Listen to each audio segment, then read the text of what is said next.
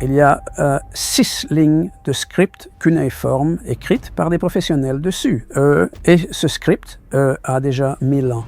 En 1849, sous les ruines de l'ancienne Ninive, des ouvriers qui fouillaient les vestiges d'un empire oublié depuis longtemps mirent au jour des milliers de tablettes d'argile. La plupart contenaient des traces familières de la vie antique, notamment des décrets royaux, des registres commerciaux, des textes médicaux et des écrits religieux. Mais des récits apparus plus tard furent associés à une tablette inhabituelle et racontaient quelque chose de très différent. Selon la légende, cette tablette contenait une liste. Non pas une liste de rois, de cités ou de dieux, mais une liste de toutes les formes de force censées se nourrir de la vie humaine. Les peurs qui vivent en nous. Plus intriguant encore, les entrées de cette liste auraient été classées selon leur dangerosité. Tout en bas se trouvaient des figures associées à l'épuisement, aux mauvais rêves et aux peurs intimes. Plus haut apparaissaient des êtres liés à la maladie, au chagrin et à la manipulation. Près du sommet se dressaient des symboles d'effondrement social, de déclin civique et de force si immense qu'elles semblaient capables de dévorer des civilisations entières. Qu'une telle tablette ait réellement existé exactement comme l'a décrit la légende reste incertain. Aucun document archéologique authentifié ne confirme l'existence d'un texte correspondant à cette hiérarchie précise, mais cela ne rend pas l'histoire moins importante. Ce qui rend cette légende fascinante n'est pas de savoir si ces êtres étaient réels, mais ce qu'ils représentaient. Les sociétés mésopotamiennes vivaient dans un monde rempli d'incertitudes.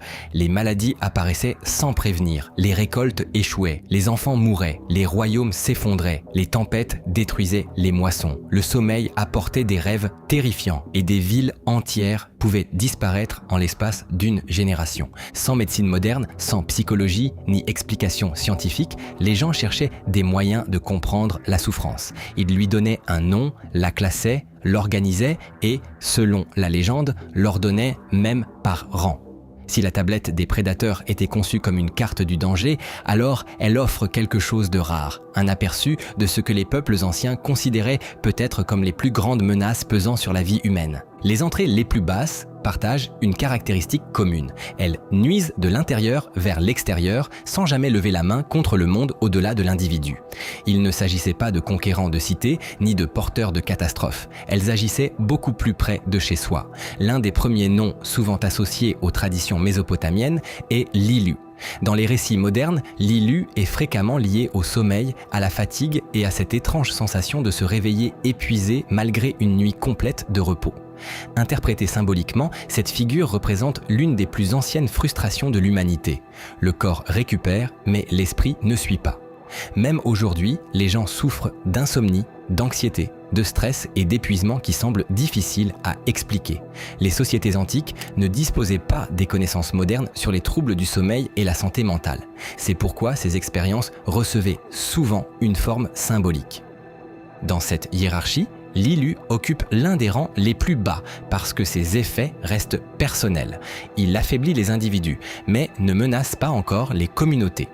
Étroitement associé à ce niveau se trouve Arda Lili. Plutôt que l'épuisement physique, cette figure est souvent interprétée comme représentant la détresse émotionnelle, les pensées envahissantes, la honte et les angoisses privées. Contrairement aux blessures visibles, les fardeaux émotionnels laissent peu de traces extérieures. Une personne peut sembler en parfaite santé tout en portant des peurs que personne d'autre ne voit, une idée qui demeure familière des milliers d'années plus tard. Quand la peur quitte le corps, plus haut dans la liste se trouvent des figures liées aux espaces sociaux. L'un des exemples les plus intéressants est Galu. Dans les traditions mésopotamiennes, Galu apparaît sous plusieurs formes, mais selon la logique de cette hiérarchie, il peut être compris comme le symbole d'une tension qui se propage au sein d'une communauté. Chaque société a déjà connu ce phénomène.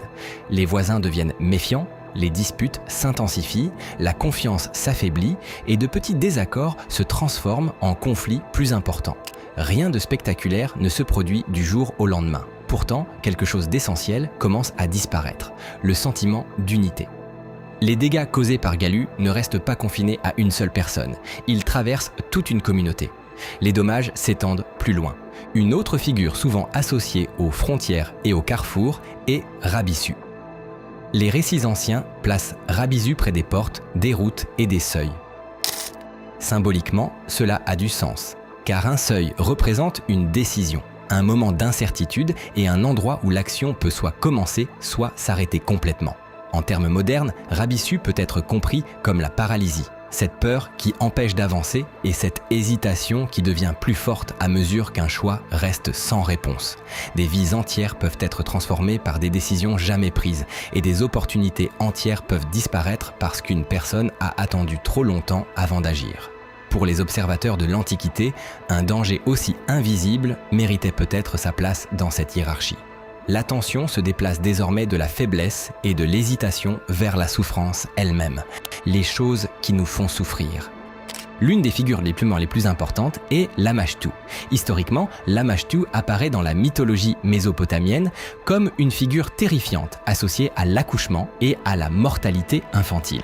Les lecteurs modernes doivent comprendre ce symbole dans son contexte historique. L'accouchement dans le monde antique était extrêmement dangereux. Les mères et les nourrissons mouraient fréquemment, et les familles n'avaient souvent aucune explication à ce qui s'était produit. Des figures comme Lamashtu donnaient une forme aux peurs qui semblaient autrement impossibles à comprendre. Le symbole lui-même est moins important que ce qu'il révèle. Les gens cherchaient des réponses à la tragédie. Non loin dans la hiérarchie apparaît Pazuzu. Contrairement à de nombreuses figures des traditions anciennes, Pazuzu occupe un rôle plus complexe. Son image était parfois utilisée comme protection contre d'autres forces redoutées, révélant quelque chose d'important sur la psychologie humaine. Les êtres humains réagissent souvent à la peur en créant des symboles de protection. Plus la peur est forte, plus le symbole protecteur devient puissant. Dans ce sens, Pazuzu ne concerne pas vraiment les monstres. Il parle du désir humain de se sentir en sécurité. Plus haut encore se trouve Asaku. Asaku est généralement associé à la maladie, aux affections chroniques et à la souffrance physique. Avant la médecine scientifique, la maladie pouvait paraître mystérieuse et terrifiante. Une personne en bonne santé pouvait soudainement s'affaiblir. Une fièvre pouvait durer des semaines et la douleur pouvait apparaître sans prévenir et refuser de disparaître. Aujourd'hui, nous comprenons les infections, les virus et d'innombrables pathologies. Les sociétés anciennes, elles, ne les comprenaient pas. Ce qu'elles comprenaient, c'était l'expérience de voir un corps dépérir et cette peur lui valut une place élevée dans la hiérarchie.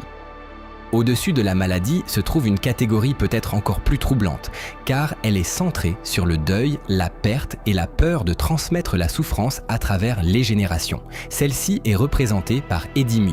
Dans les traditions mésopotamiennes, Edimu était associé aux morts sans repos et aux obligations non résolues. Mais interprété symboliquement, Edimu représente quelque chose de profondément humain, le passé qui refuse de rester dans le passé. Les familles héritent d'histoires, de peurs et de conflits. Parfois, elles héritent même de blessures qu'elles n'ont jamais vécues personnellement. Une tragédie, survenue dans une génération, peut continuer à façonner des vies des décennies plus tard. Cela rend Edimu plus dangereux que la maladie seule. La maladie affecte le corps, mais la douleur héritée peut affecter des lignées familiales entières. Près du sommet, l'échelle change. Le danger n'est plus personnel, il devient sociétal. La faim qui dévore les villes. L'une des entrées les plus marquantes est Mushmahu. Selon la légende, Mushmahu ne se nourrit pas des individus, mais des villes. Cette idée devient particulièrement puissante lorsqu'elle est interprétée symboliquement. Les villes s'effondrent rarement du jour au lendemain. Le processus est plus lent. Les citoyens perdent confiance. Les institutions s'affaiblissent. Les dirigeants se déconnectent de la réalité. La corruption se propage et l'espoir décline. Les bâtiments restent debout et les rues demeurent ouvertes. Mais l'énergie qui maintenait autrefois la société unie disparaît lentement. L'histoire fournit d'innombrables exemples. Les grandes puissances déclinent souvent bien avant de tomber. C'est ce qui fait de Mushmahu un symbole si captivant. Il représente une décomposition qui se cache derrière la normalité. La ville semble vivante, pourtant quelque chose d'essentiel a déjà disparu. Tout au sommet se trouve Enzu. Dans les récits anciens, Enzu est lié au ciel, au pouvoir et aux forces échappant au contrôle humain ordinaire. Au sein de cette hiérarchie, Enzu représente la confrontation de l'humanité avec l'inconnu. Les catastrophes naturelles, les bouleversements politiques, les événements astronomiques, les changements environnementaux et les immenses forces qui façonnent l'histoire indépendamment des souhaits individuels. Pour les civilisations anciennes, ces forces semblaient presque impossibles à prévoir ou à contrôler, et c'est précisément ce qui les rendait terrifiantes. Pourtant, même Enzu n'est pas l'entrée finale, le nom qui n'a jamais été écrit. Selon la légende, une position demeurait au-dessus de toutes les autres. Le dernier nom était absent. Il n'y avait ni description, ni titre, ni explication. Seulement le silence. Cette absence elle-même avait une signification, car après que chaque peur a été nommée, classée et hiérarchisée, une peur subsiste toujours, l'inconnu. Non pas une créature, un esprit ou un monstre, mais une question. La possibilité qu'il existe des dangers que l'humanité n'a pas encore identifiés. Et c'est peut-être pour cette raison que la légende a perduré, non parce qu'elle prouve quelque chose de surnaturel, mais parce qu'elle révèle comment les êtres humains tentaient de comprendre la souffrance. Ils transformaient leur peur en symboles, les organisaient en hiérarchie et se demandaient où commence la faiblesse, comment elle se propage et pourquoi des sociétés entières semblent parfois perdre leur force. Des milliers d'années plus tard, ces questions restent étonnamment familières. Les noms inscrits sur la tablette appartiennent peut-être au monde antique, mais les peurs qu'ils représentent n'ont jamais véritablement disparu. Elles ont simplement changé de forme. Et peut-être que l'entrée la plus dangereuse était celle laissée vide, car l'histoire a l'habitude de cacher ses plus grands mystères là où personne ne pense à regarder. Abonnez-vous et rejoignez-nous pour d'autres voyages au cœur des secrets perdus, des légendes oubliées et des mystères irrésolus du monde antique.